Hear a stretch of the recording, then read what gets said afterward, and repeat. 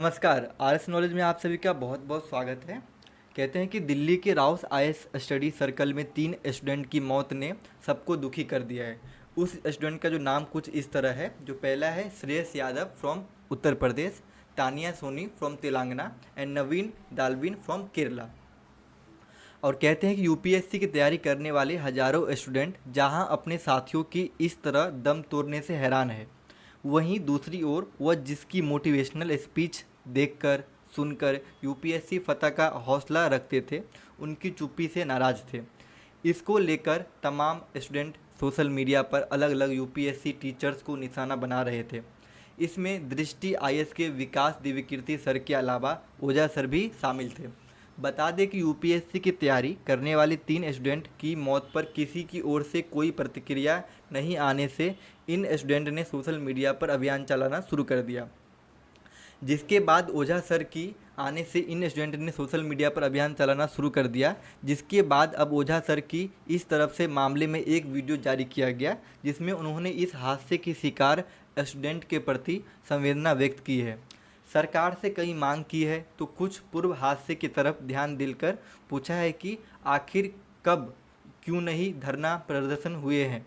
ओझा sir ने पूछा क्यों होते हैं ऐसे हादसे। उन्होंने इस पर ये अपना बातें बताया। कहा है कि अवध ओझा सर ने अपने वीडियो में सरकार से इस तरह के मामले के लिए सख्त कानून बनाने की मांग की है।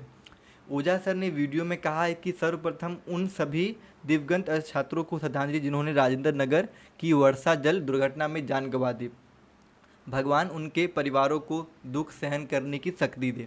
इसके आगे वह कहते हैं कि अब सवाल यह नहीं कि ऐसी घटनाएं कैसे घटती है, सवाल यह है कि क्यों घटती है।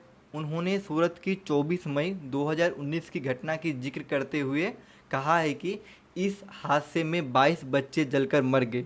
ओझा सर ने पूर्व में मुखर्जी नगर में हुए एक हादसे का हवाला देते हुए कहा है कि मुखर्जी नगर में आग लगने पर बच्चों ने बिल्डिंग से कूदकर जान बचाई, जिसे पूरी दुनिया ने देखा। उन्होंने कहा कि इधर बच्चे कूदते रहे, उधर लाइव वीडियो चलते रहे, सबने देखा। इसी तरह उन्होंने राजकोट के एक गेमिंग जोन हादसे की भी चर्चा की और कहा कि राजकोट गेमिंग जाने में इतने बच्चे मरे, कोई नहीं आया। ओझा सर ने आगे कहा कि इसी क्रम में राजेंद्र नगर में घटना घटी और बच्चों की मृत्यु हुई। और उन्होंने कहा कि कुछ कानूनी कार्रवाई उन्होंने इसके ऊपर से बात किया। उन्होंने कहा कि अवध ओझा सर ने कहा कि अपने वीडियो में कह रहे हैं कि मैं बता रहा हूं कि इस तरह की कई घटनाएं हुई है। उन्होंने सरकार से इस मामले में कानूनी बनाने की मांग की और कहा कि सरकार कानून बनाए कि अगर ऐसी जगहों पर बच्चों की मृत्यु होती है तो ये मौतें जिसकी लापरवाही से हुई हो उसकी संपत्ति सील की जाए।